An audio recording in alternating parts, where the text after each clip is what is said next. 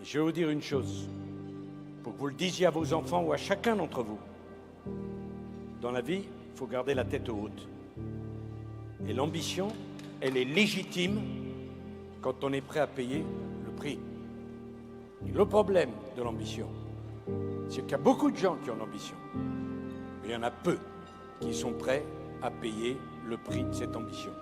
Parce que moi, je n'aime pas le mot égalité. Vous m'entendez? Je ne l'aime pas. J'aime le mot différence. J'aime le mérite. Je pense qu'il n'y a pas de droit. Même jeune, même à cet âge-là. Et ça ne m'a jamais quitté. J'ai vu une photo tout à l'heure de un de vos invités, là. Même à cette époque-là, c'était en 1976, il y avait des prétentieux qui nous empêchaient de rentrer à la faculté, j'étais à Nanterre, et qui nous prétendaient dire ce qui était bien. J'ai jamais aimé les snobs. J'ai jamais aimé la pagaille. Je ne sais pas si je suis de droite parce que je ne suis pas un conservateur, mais je sais que je ne suis pas de gauche. Franchement, tout ce que j'ai vu depuis, ça ne m'a pas fait changer d'avis d'un iota. À ce moment-là, j'étais jeune adhérent au mouvement gaulliste. Je n'ai connu qu'une seule famille politique. Il m'est arrivé d'être sifflé dans cette famille politique. Il m'est arrivé d'être ultra minoritaire dans cette famille politique. Mais même quand ça allait pas bien, je pense à Bagatelle en 1995, j'ai serré les poings et je dis un jour je vous dirigerai. Parce que ce moment-là, à part la coiffure, rien n'a changé. Mais vous savez, pour être courageux, il faut avoir peur. Parce que si vous n'avez pas peur, vous êtes inconscient. Donc, j'ai eu peur. J'ai tellement eu peur que j'ai détruit mon costume, tellement j'ai transpiré qu'il était tout brûlé. Et deuxièmement, vous pouvez être courageux et dans la seconde suivante être lâche. C'est vraiment une question de circonstance. Vous savez, quand j'ai été élu, j'ai descendu les Champs-Élysées dans la voiture.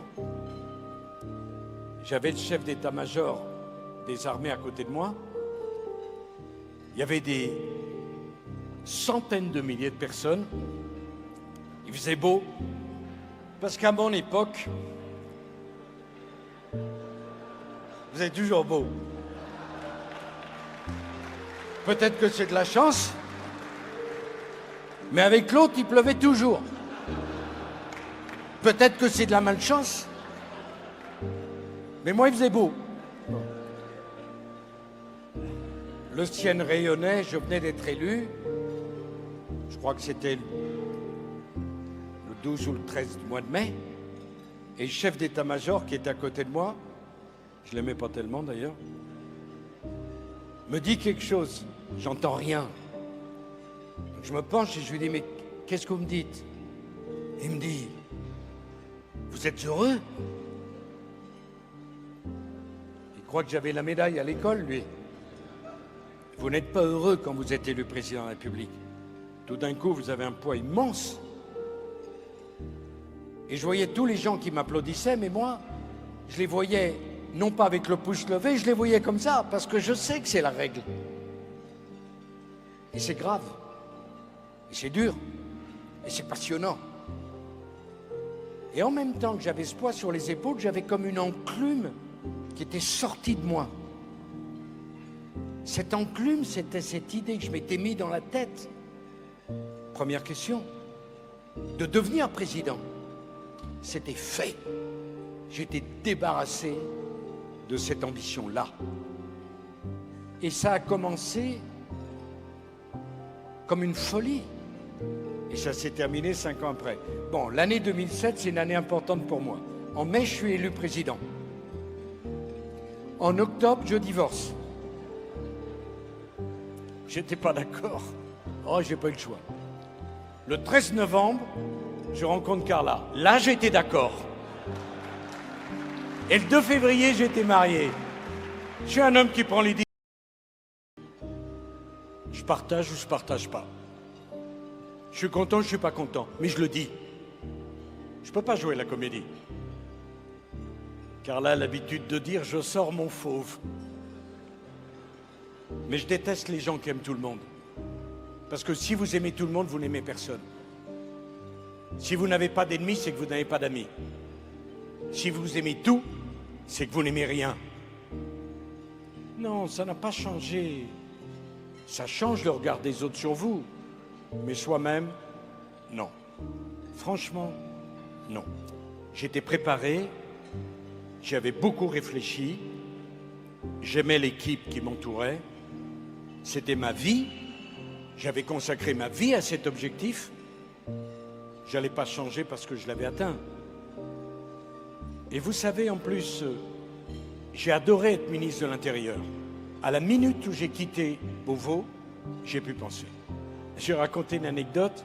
En juillet 1997, le président Macron, qui vient d'être élu, m'appelle. Et il me dit, je voudrais vraiment qu'on dîne ensemble. Est-ce que ça vous embête de venir à l'Élysée? Et pourquoi ça m'embêterait? C'est pas à moi. Je suis pas Giscard.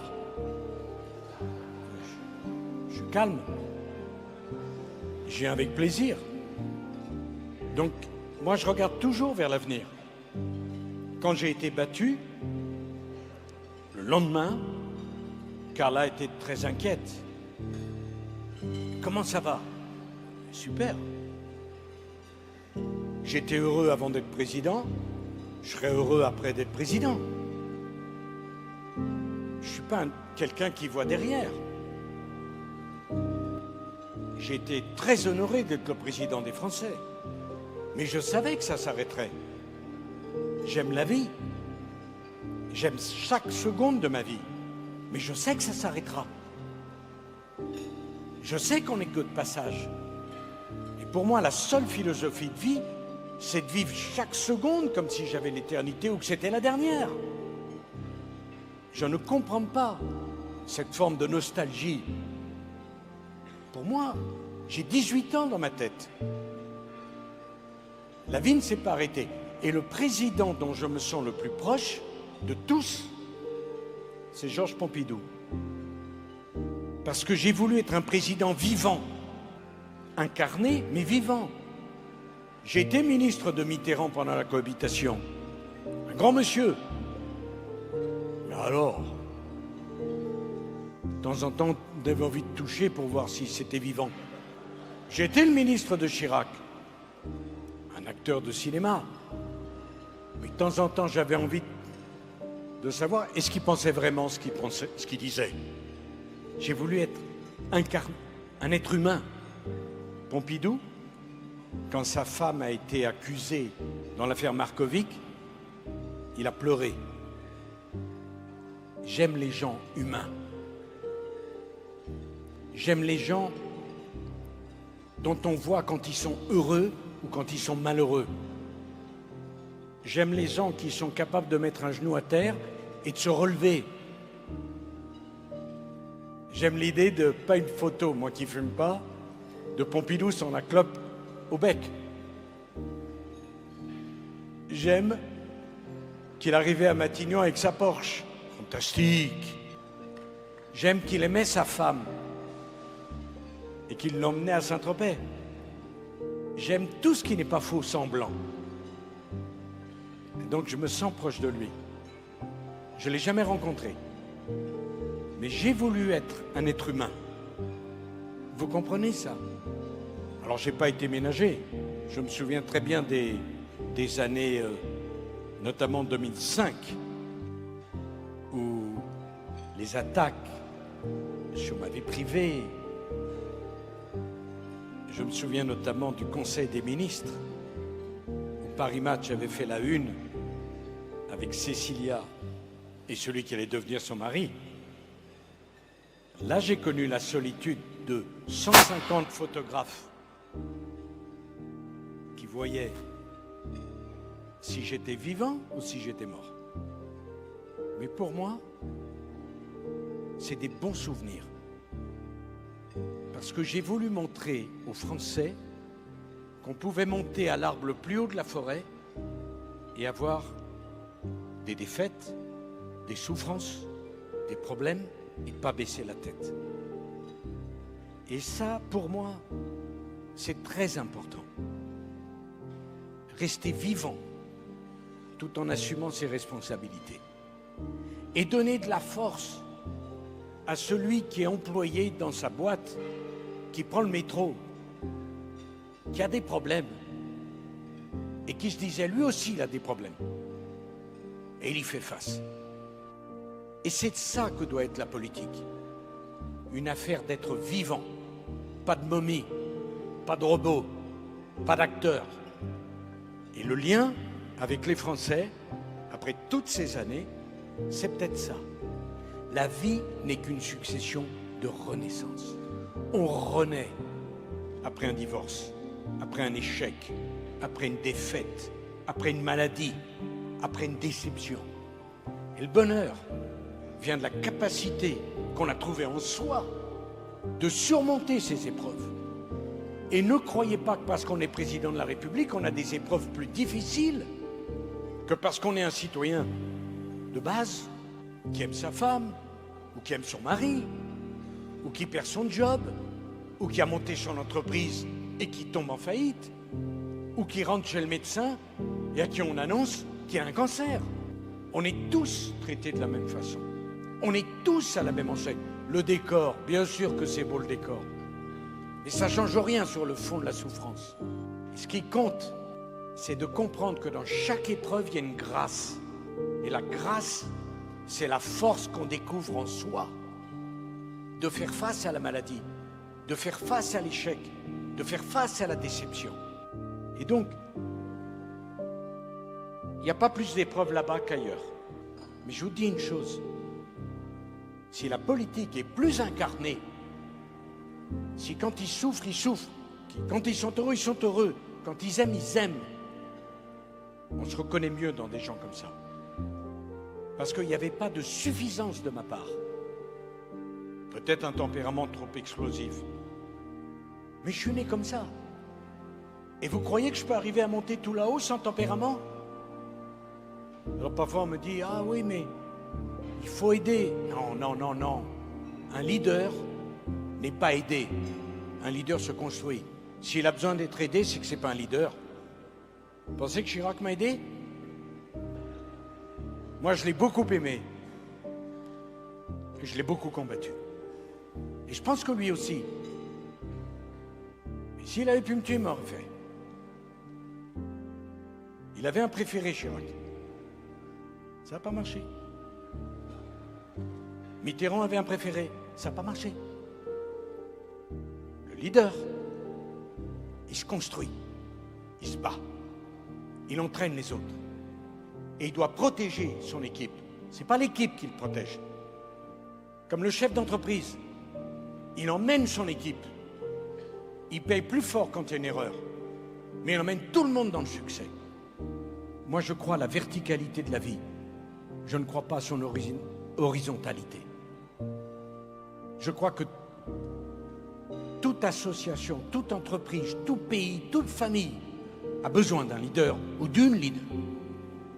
Et c'est comme ça que ça marche. Et qu'on se trompe en pensant que tout se vaut. Alors, Gérard, je l'aime bien, Larcher, mais quand il a dit « Aujourd'hui, c'est l'époque de l'horizontalité », ben ça se voit.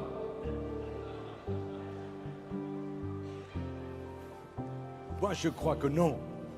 Je crois que plus qu'à aucun autre moment de la vie, on a besoin de leadership, de force, de gens qui ont des convictions. Alors c'est pas facile, parce qu'il faut avoir raison avant les autres sans devenir fou. Il faut avoir des convictions tout en écoutant, mais pas trop. Parce que si vous écoutez tout le monde, vous restez au point d'immobilité. me souviens très bien en 2005, tout mon entourage ne voulait pas que je revienne au gouvernement. Vous vous souvenez, Jacques Chirac m'avait dit, si tu es président de l'UMP, je te mets dehors. J'ai dit, vous gênez pas. Il l'a fait. 5 mois après, il m'a rappelé. Personne dans mon entourage ne voulait que je revienne. Je suis revenu parce que je pense que les Français voulaient que je sois à l'intérieur. Mais si j'avais écouté, je ne l'aurais pas fait. Donc, c'est très compliqué. Et je pense que le leadership, ça ne s'apprend pas. Vous l'avez en vous. Il n'y a pas d'école. C'est un destin. C'est une façon de vivre. Et c'est ce qui manque un petit peu, je trouve. C'est ce qui manque.